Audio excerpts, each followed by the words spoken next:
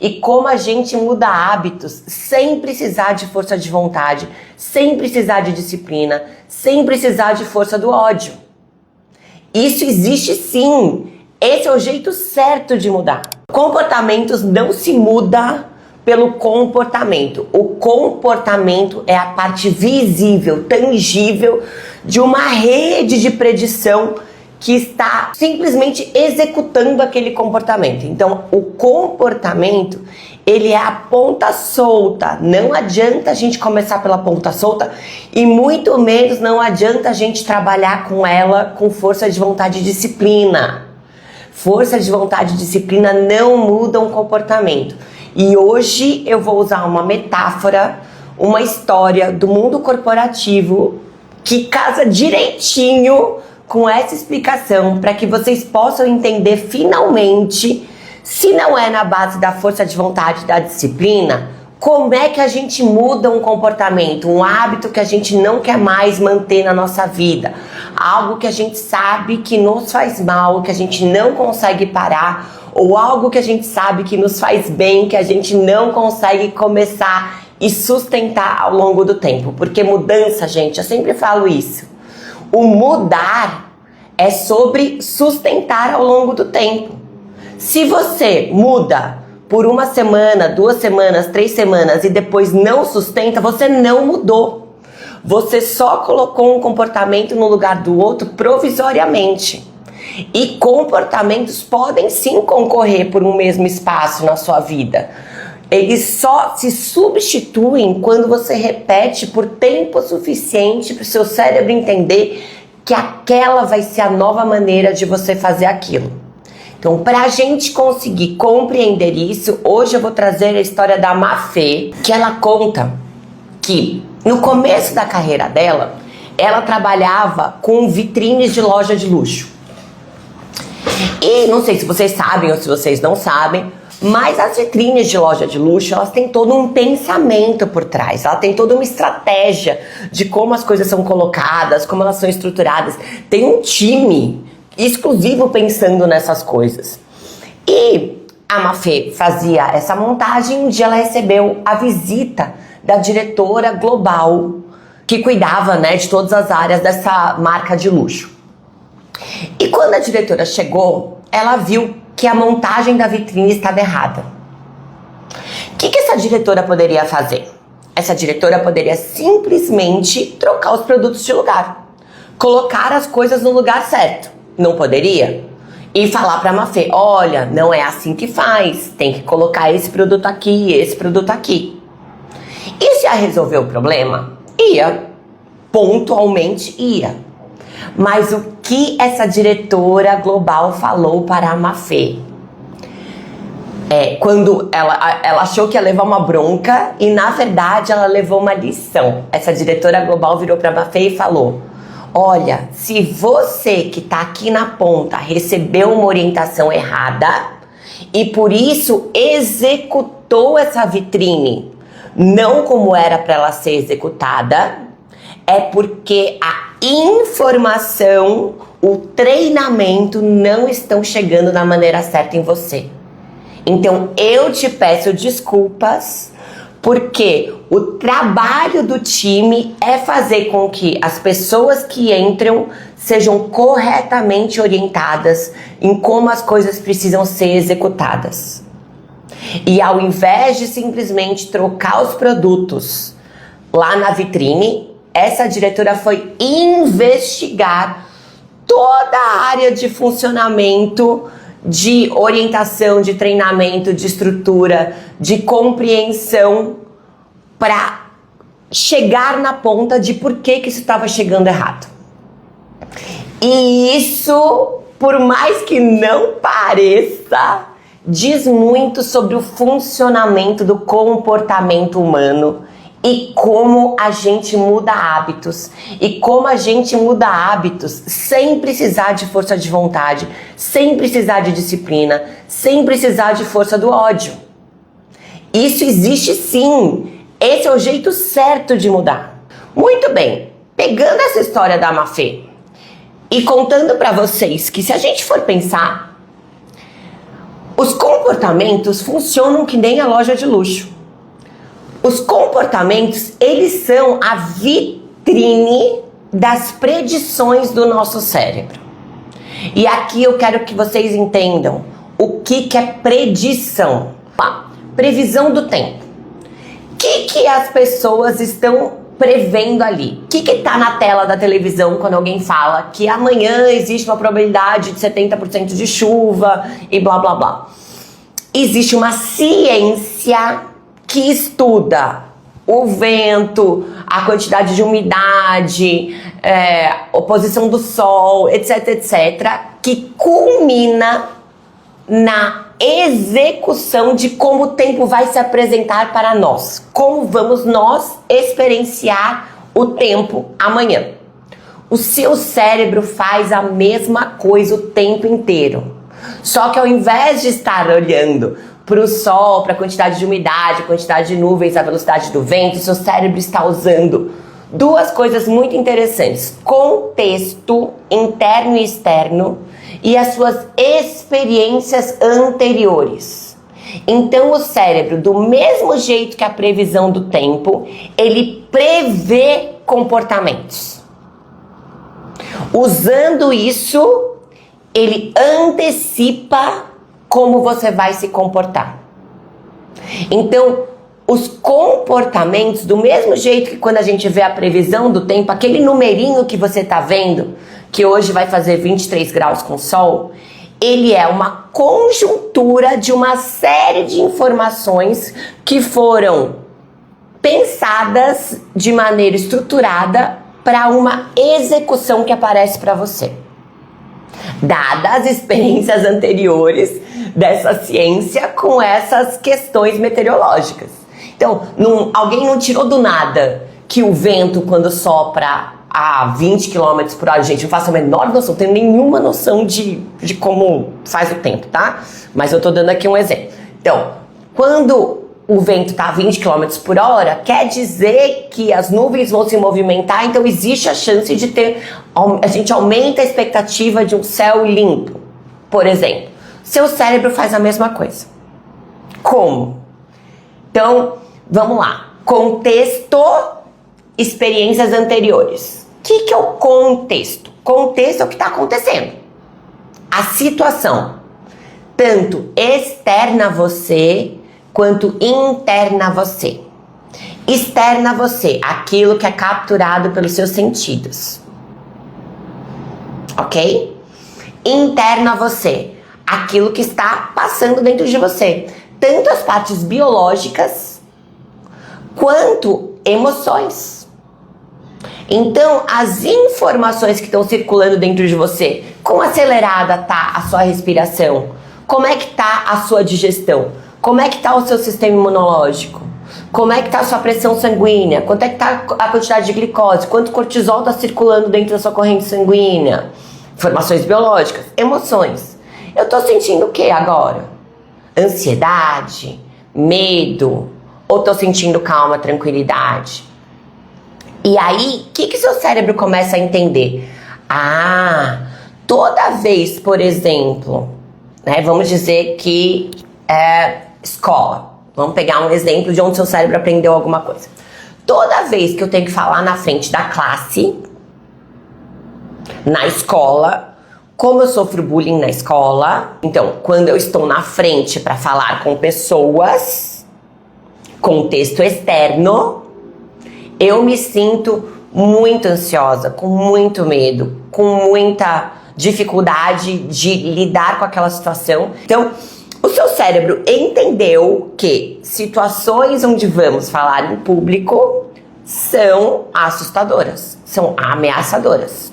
E aí ele vai ajustar os seus comportamentos para se adequar àquilo que ele aprendeu, dado o contexto externo, o contexto interno. Tá? Então, isso vai acontecer o tempo inteiro. Seu cérebro faz predições, ele prevê o que vai acontecer dado todas as vezes que estivermos nesse contexto. E o que é mais interessante, gente? No começo, o cérebro é dependente do contexto externo e do contexto interno. Então, você precisa ter os gatilhos que vêm dos sentidos e os gatilhos que vêm dessa informação interna, dessa interocepção. À medida que o tempo passa, você não precisa mais da conjuntura de gatilhos. Se você já repetiu vezes suficiente aquele comportamento, dados os mesmos contextos, a experiência do seu cérebro com aquilo já traz a predição. Então vamos lá. Vamos dizer que ao longo da minha vida eu fui ensinando para o meu cérebro que toda vez que eu me sinto ansiosa, angustiada, triste, eu busco comida. Ou hoje em dia está muito comum, a gente busca o feed infinito, né? O rolado do feed infinito. Mas vamos falar comida, eu busco doces.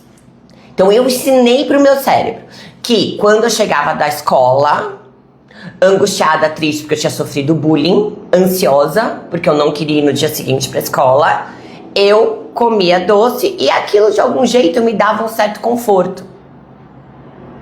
Porque o bolo era da minha mãe, era da minha avó, etc. Não importa. Quando você vai para a vida adulta, seu cérebro não precisa mais da escola. Ele só precisa da ansiedade, da angústia e da tristeza para querer buscar o doce. Ele não precisa mais da conjuntura de contextos. Tá bom? Então tá entendido isso? Que os nossos comportamentos são execuções de predições que são automáticas. Aí agora eu quero passar para essa segunda camada. O que a gente quer dizer, neurocientistas, quando a gente fala que um comportamento é automático? Quando você vai fazer um comportamento pela primeira vez, esse comportamento, ele passa por um impulso comportamental, uma predição, dado o seu contexto externo e seu contexto interno. Só que ele é uma escolha, exige um planejamento. Vou dar um exemplo aqui. Vamos dizer que você faz café, né, de manhã, todo dia de manhã.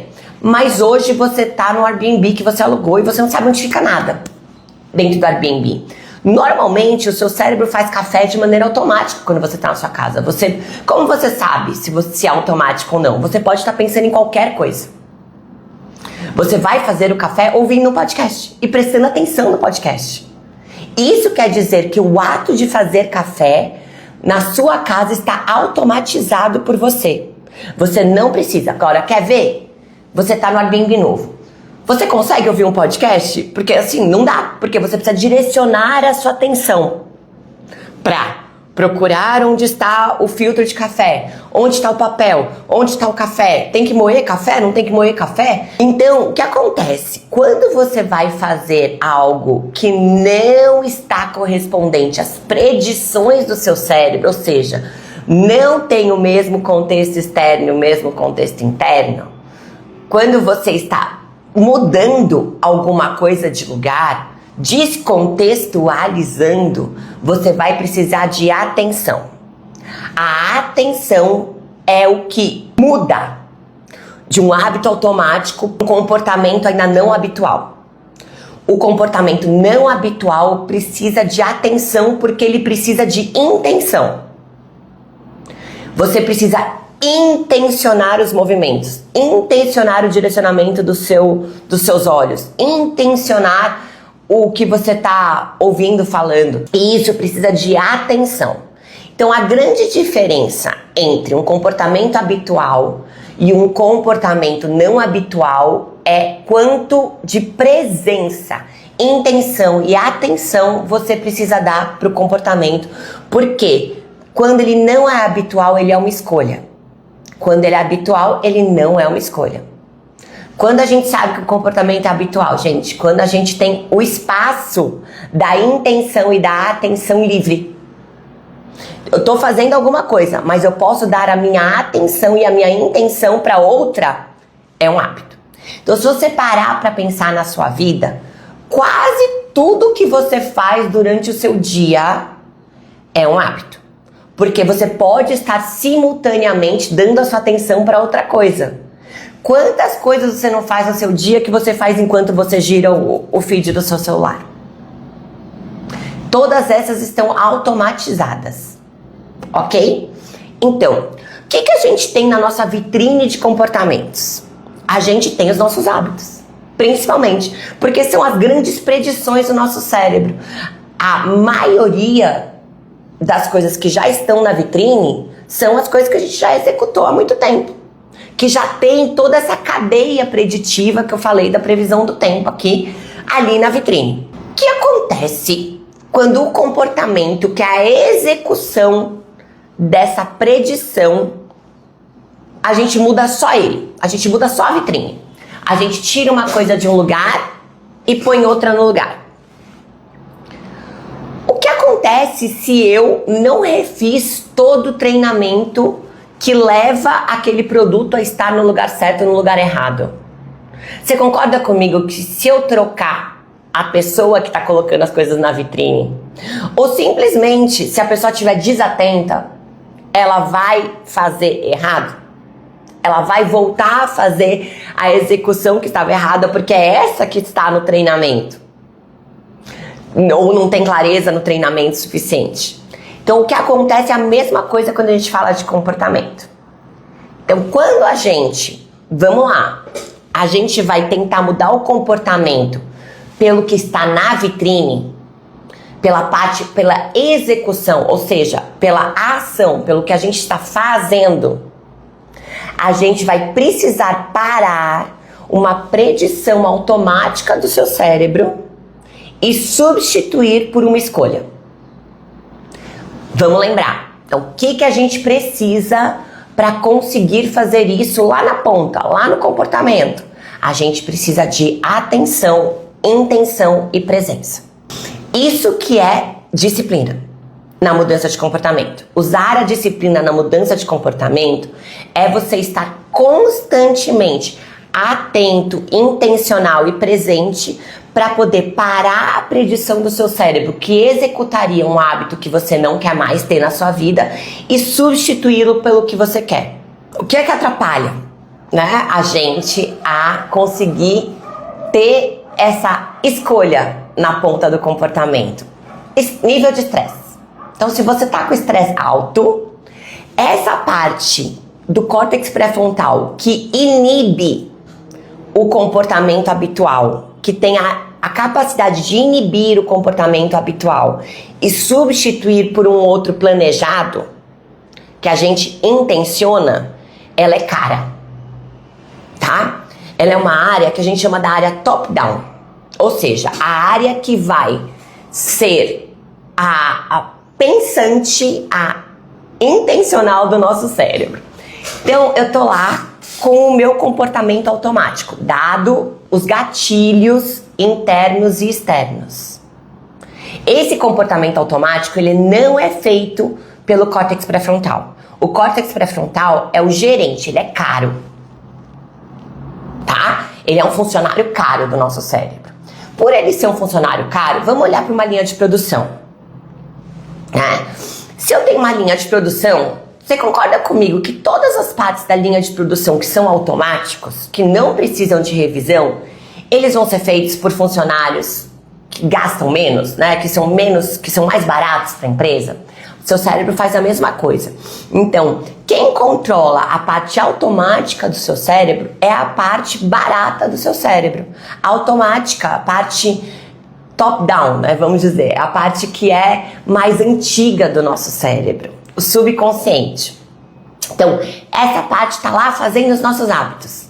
Quando alguma coisa não é para ser feita como sempre foi feita, a gente precisa da interdição, né, do parar de fazer aquilo daquele jeito do gerente. Então, vamos dizer que a linha está lá automática. E aí o gerente percebe que, sei lá, a caixa não está sendo suficientemente enchida. Então, vai ter que parar a linha de produção, entender onde está o problema, corrigir a máquina para poder voltar. Você concorda que isso é caro para uma empresa? Também é caro para o seu cérebro. Então, quando a gente está lá com um monte de comportamento automático e a gente precisa parar esses comportamentos e substituir por um novo, se a gente precisa usar o nosso córtex pré-frontal para inibir intencionalmente o comportamento atual e substituí-lo por outro, a gente vai precisar de disciplina e de força de vontade, que são características do córtex pré-frontal. Então vamos lá, você tá lá no estresse, no talo, porque nós, na vida como ela é, estamos todos assim, né? Então, estresse no talo, dormindo mal, porque o estresse no talo faz com que você durma mal, totalmente distraído, a gente vive distraído, o tempo inteiro distraído, em todos os momentos. São as 3 características que mais atrapalham a atenção e a intenção do córtex pré-frontal. Então você quer, por exemplo, parar de comer doce no meio da tarde. Se você está estressado, dormindo mal, distraído, não tem como você usar a disciplina para parar o seu comportamento antes dele ser executado automaticamente pelo seu cérebro. Não tem como. Vai ser uma frustração constante. Você vai conseguir 1, 2 vezes e todas as outras você não vai, porque os gatilhos do contexto externo e do contexto interno são imperativos em comportamentos automáticos. Tá? Então, como é que a gente consegue? Eu vou usar um exemplo aqui que eu acho que pode ajudar vocês a entender. Eu roí a unha. Eu tinha esse hábito ruim de roer a unha. E eu queria parar com esse hábito ruim de roer a unha. Por muitos anos, eu tentei parar de roer unha, parando de roer unha. Pelo comportamento, pela vitrine. E aí eu passava pimenta no dedo, comprava aquelas bases com gosto ruim, né? Mandinga, todas essas coisas. E nunca funcionava. Por que não funcionava? Porque o roer unha era um recurso que meu cérebro usava para lidar com a incerteza. Eu percebi que eu ensinei o meu cérebro ao longo da minha vida que toda vez quando eu tô vivendo algo incerto, e o que é muito engraçado, sabe quando eu percebi isso, gente? Quando eu tava assistindo uma série da Netflix, e aí começou a caminhar a história, eu tava super atenta, prestando atenção à série, envolvida, começou a caminhar para uma coisa de incerteza, e eu fui colocar a mão na boca pra roer a unha. Eu falei, gente, não é nem que tá acontecendo na minha vida, é tão automático que mesmo quando tá acontecendo com algo alheio a mim, eu vou usar esse recurso para conseguir lidar melhor com a incerteza. Então, o que eu comecei a fazer, gente? O que eu vou orientar vocês para fazerem, o que é a mudança de comportamento real? Quando a gente muda um comportamento e consegue sustentar sem disciplina, sem força de vontade, sem força do ódio. Quando a gente interfere na predição do nosso cérebro. Quando a gente interfere nos gatilhos que levam à predição. Não adianta mudar o produto na vitrine se o treinamento que leva as pessoas a colocarem o produto errado na vitrine não é refeito. Se o processo não é reestruturado. Vocês entendem isso? Ficar brigando contra você no produto na vitrine é perda de tempo total. Você nunca vai ser efetivo. E você vai gastar um monte de energia com disciplina e força de vontade, se frustrando, achando que você é a única pessoa do mundo que não consegue mudar o seu comportamento quando tá todo mundo no mesmo lugar. Porque a gente tá todo mundo fazendo errado. Tá? Então, como é que a gente faz? À medida que eu entendi que a incerteza me dava esse impulso de roer a unha, eu comecei a ficar atenta quando eu estava me expondo a momentos de incerteza. Olha que coisa interessante. Quando eu começava a ver que estava ficando incerto e eu ia colocar... Eu falava, não é mais assim que eu quero lidar com a incerteza, vou respirar. Claro que eu já tinha o recurso da neurociência, já tinha o recurso do mindfulness, da respiração. Então eu comecei a entender que meu cérebro só estava buscando uma vazão para aquela incerteza, para aquele movimento interno de incerteza. Então o que eu fiz? Comecei a respirar. Aos pouquinhos, o meu cérebro foi entendendo que, dado esse mesmo contexto interno e externo, eu iria respirar e não mais roer unha. É claro que ainda hoje existem momentos em que, quando eu tô muito distraída ou muito estressada, que eu roo unha. Mas hoje eu tenho muito mais autonomia sobre o comportamento, porque esse hábito ele foi substituído por algo que funciona até melhor. Ok? Vou dar um outro exemplo. Vamos dizer que toda vez que você vai na feira, você compra pastel, tá? Então o comportamento que tá na vitrine é o de comer pastel. Vou dizer que você não tem problema nenhum com comer pastel, você quer continuar comendo pastel. Mas um dia você foi na feira, só para vocês entenderem essa questão da predição do cérebro, tá?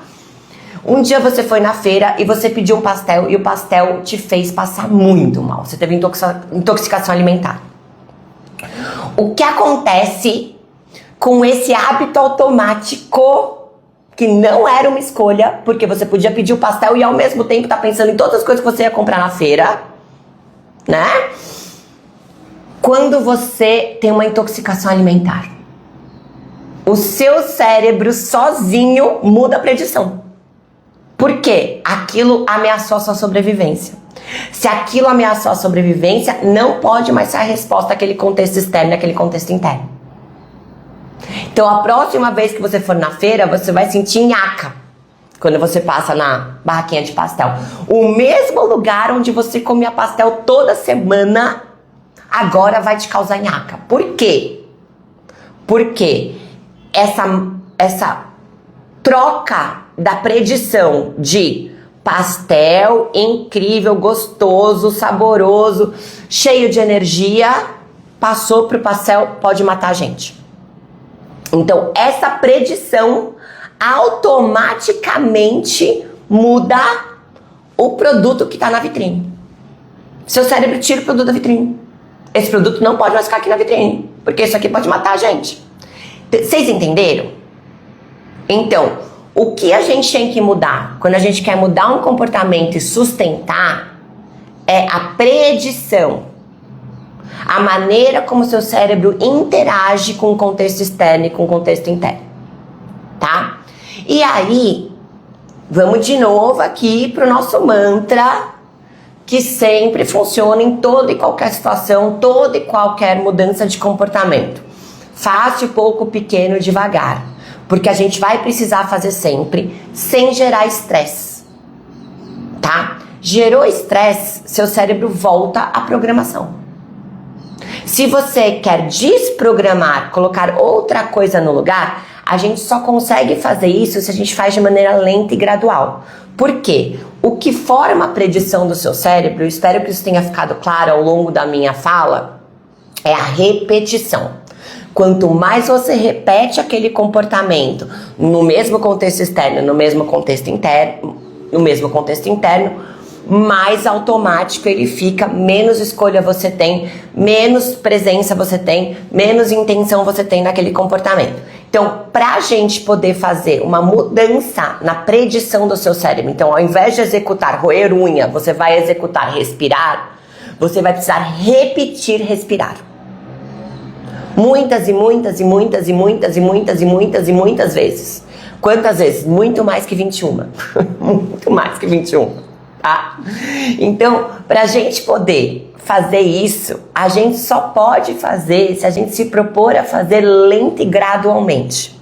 Não dá pra gente fazer uma interferência direta na predição do nosso cérebro de maneira intensa. Porque pra gente fazer intenso, a gente vai ter que ter presença. Intenção e atenção, disciplina. E na vida como ela é, a gente já estabeleceu que isso fica complicado de ter. Então o que a gente vai fazer? A gente vai fazer mudanças graduais, devagarinho. A gente vai interferir no que a gente deseja mudar na vitrine através do processo.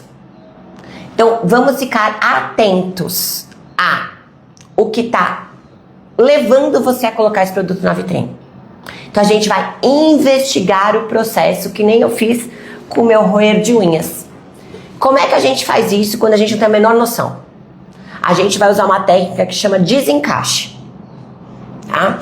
Por quê? Enquanto eu não entender quais são os gatilhos que estão me levando a me comportar dessa maneira, o que está acontecendo na minha vida, no meu contexto externo e no meu contexto interno, eu não vou ter padrão de ação sobre o processo. Eu vou continuar achando que eu vou tentar mudar o comportamento pelo comportamento. E eu não vou ter sucesso. Então, por exemplo, se eu tenho a mania de ficar assistindo, maratonando série de Netflix, ao invés de dormir cedo, como eu gostaria de fazer para poder ter uma boa qualidade de sono, para render mais e poder tomar melhores decisões no dia seguinte, eu vou precisar entender quais são as cadeias preditivas que me levam a maratonar a série. O que aconteceu no meu dia? Por que eu tô ali, naquele estado de inércia, querendo dar a minha atenção para algo que me distraia da minha vida?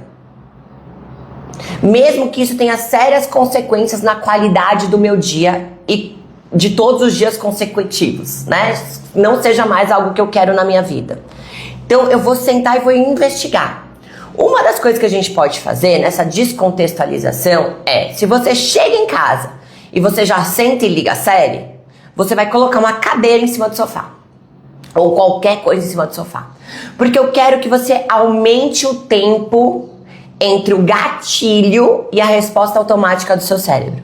Para você poder ter um pouco mais de espaço para investigar de maneira curiosa o que te faz executar esse comportamento na sua vitrine. Por que seu cérebro está executando isso? Do que ele está querendo se aliviar? Aí você vai lembrar que durante o seu dia, puxa, eu estava super cansada, eu comi um monte de coisa errada. Ah, então tá bom. Então, a resposta automática de sentar para se distrair ao invés de ir dormir cedo como a gente gostaria de ir, ela é uma construção preditiva que vem desde o momento que você acorda, dado o seu nível de estresse durante o dia. Então, a resposta, olha isso, gente. A resposta para você maratonar menos o Netflix não é desligar o Netflix. É você conseguir durante o seu dia ficar mais presente. Qual a melhor técnica para fazer isso? Mindfulness. Então, pequenas praticazinhas de 3 minutinhos de mindfulness durante o seu dia vão te fazer chegar em casa muito menos gatilhado para assistir Netflix e maratonar. E vão te dar a possibilidade de escolha do comportamento de ir dormir cedo. Vocês entendem? Então, a gente precisa se tornar curioso sobre o processo que levou o produto a estar na vitrine daquela maneira e não de nenhuma outra. Enquanto a gente não entender o processo e mudar ele, a gente vai precisar de força de vontade e disciplina que não estão disponíveis quando a gente está estressado. Então a gente vai ter uma luta constante contra a gente mesmo e eu vou garantir para vocês, assim, sem nenhuma sombra de dúvida, seu cérebro vai ganhar de você. Porque ele sabe exatamente o que fazer para fazer você obedecer ele. Então você vai chegar em casa depois desse dia e vai falar assim, hoje eu precisava dormir cedo, que ontem eu já fiquei maratonando série, hoje eu não queria nem ligar o Netflix. Quando você vê, você já tá no 3º episódio da série. É muito mais forte do que você. Então, não achem que existe um heroísmo em usar disciplina e força de vontade, que isso faz você um ser humano mais válido para parar o seu comportamento, mudar um hábito que você não quer mais. Não faz. Não faz, não cai nessa. Você não é um super-herói. Disciplina e força de vontade só vão te levar à frustração, a briga contra o seu sistema biológico. Então, aprenda a fazer de uma maneira que seja sutil, que acompanhe o seu cérebro, não lute contra ele. Beijo pra todo mundo, um excelente dia, que a gente possa usar esse dia de hoje para nos tornar cada vez mais curiosos nos nossos processos preditivos e menos autocríticos e julgadores dos comportamentos que estão na nossa vitrine. Lembra que a vitrine só tá errada porque o processo levou você a colocar os produtos no lugar errado. Tá bom? Beijo, gente!